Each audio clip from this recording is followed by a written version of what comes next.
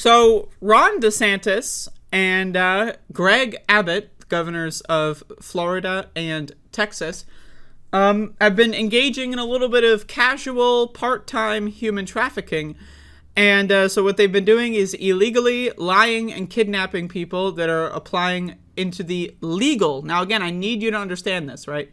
You go to any comment section for any one of these asylum videos or migrant videos, and you're going to have people, illegals, you got to go to the border, illegals, there's so many illegal aliens, you don't like illegal.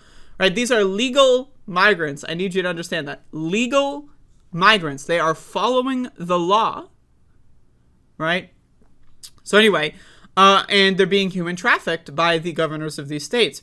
So here we have a very interesting, like, I don't even know, like, this one is just baffling to me. Operatives linked to DeSantis promised to fly migrants to Delaware, but then left them stranded. What?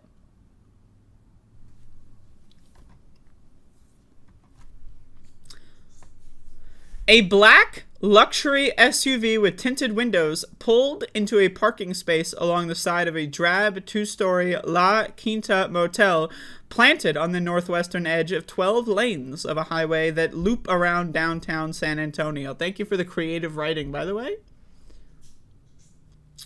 A woman with straight, light-colored hair got out of the rented Infiniti. She took the outdoor stairs, walked onto the far end, and knocked on the doors to rooms 243 and 41, where a group of Venezuelan asylum seekers had spent 5 anxious days waiting. She brought them food and a message.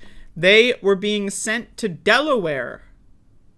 The bus to the airport would be leaving at 5 a.m. the next day, Tuesday, Sept. 20, she said, according to interviews with 6 migrants housed at the hotel. They're going to go to Delaware. What's in Delaware? Joe Biden's house. The migrants didn't know they were being swept up in an operation that bore striking similarities to one organized the week before by operatives for Governor Ron DeSantis that ended with 48 Venezuelan migrants dropped off at Massachusetts Island. Or the trip to Delaware being dangled would never happen. What? What? They also didn't know that an anonymous source close to DeSantis would suggest to NBC News that a planned charter flight from San Antonio to Delaware that was destined for an airport not far from President Joe Biden's summer home, according to flight records, and dominated cable news on Tuesday, was canceled without explanation and then used to, quote, punk journalists and Democrats and keep the spotlight on immigration?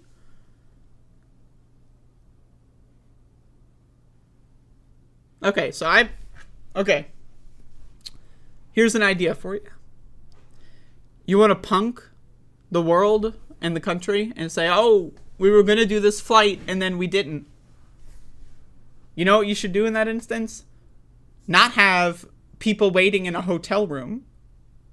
That's what you shouldn't be doing. You don't need to have people. If your plan is to punk them and to make a joke out of it and it's a trolling expedition, you don't need to have actual asylum seekers on the sidelines. Why do you need that? That's just a waste of resources, man. We're talking about money here. We're talking about efficiency. So anyway, it's a joke. But there's actual, like, migrants chilling in a hotel room waiting for that bus. What? Ultimately, the migrants interviewed by Herald were the butt of the joke. They thought they were going somewhere 5 days before she knocked on the door of their motel rooms. The woman, who never told them her name, had recruited the migrants to join a secret operation to transport asylum seekers out of Texas.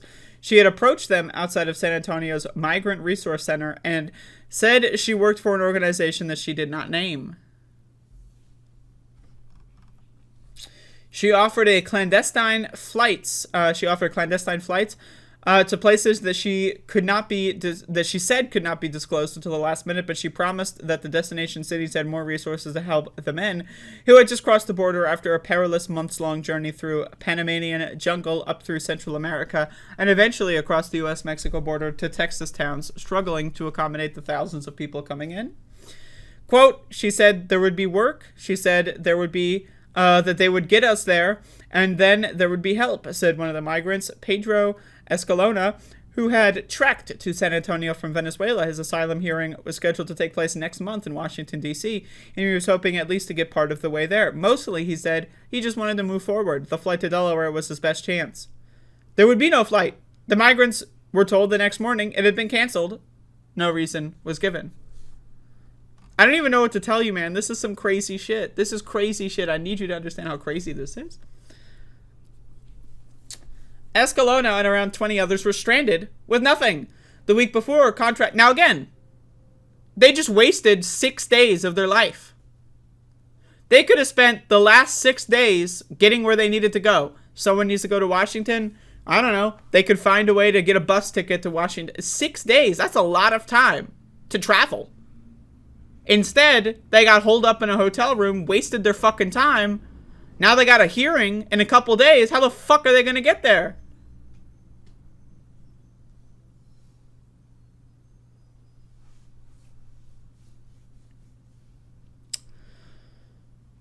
Oh, boy. Anyway. So, there you go. Things are going really well in this country. Very strange. I don't know. They're spending millions and millions of dollars on this. I need you to understand that. Millions of dollars on nothing. Millions of dollars on nothing. They're spending millions of dollars.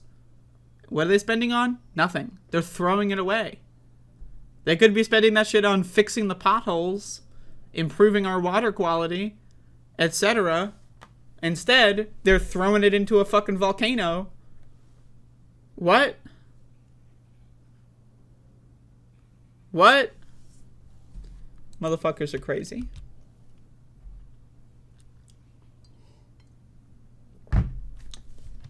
We live in a crazy ass fucking world.